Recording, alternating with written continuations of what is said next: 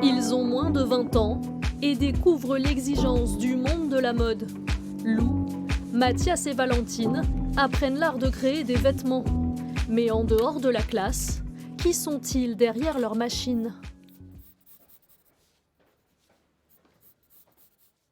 Quelques jours après l'épreuve de modélisme, nous retrouvons Lou.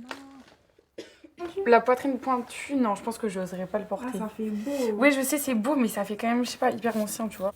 Elle doit maintenant s'attaquer à sa mini-collection. Des vêtements qu'elle devra confectionner pour le défilé de fin d'année, dans un mois. Tu voulais faire de la mousseline en haut? Non, en bas. Mais non, tu m'as dit néoprène, une mousseline. Non, néoprène en haut, une mousseline en bas. Oui. Je pense qu'il y a toujours des moments où on a plus d'inspiration que d'autres moments. Souvent quand je suis, ça paraît un peu cliché de dire ça, mais quand je suis avec mes amis, ma famille, ou bien dans un entourage où je me sens bien, j'ai plus d'inspiration et d'émotions qui ressortent à ce moment-là.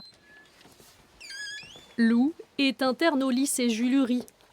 Son temps libre, elle le passe dans sa chambre, loin de sa famille à Boulogne-sur-Mer. Oui, dimanche. Si jamais il fait beau, est-ce que l'après-midi on irait faire les fripes, le soir on irait faire du bowling, ou est-ce que on... Je te jure, le bowling c'est une bonne idée. Un choix qu'elle a fait il y a 2 ans pour tenter sa chance dans la mode. J'ai toujours eu cette fascination pour tout ce milieu-là, la mode, etc. Pour moi, par contre, c'était un milieu qui était inatteignable, mais vraiment.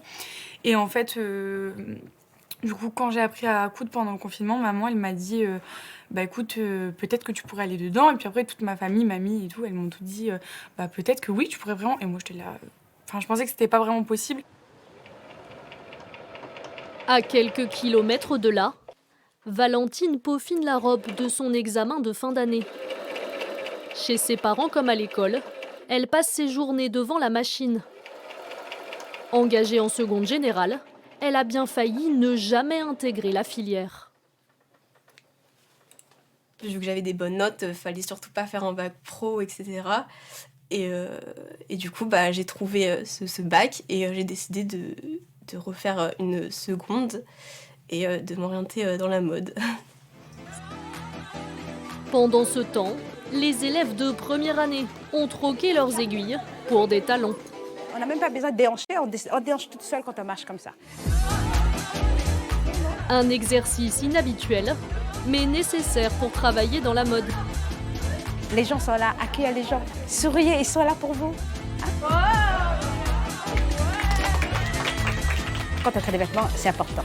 Et oui, c'est important de défiler. Parce que quand on crée, tout ce qu'on crée, il faut aussi qu'on montre ce qu'on a créé.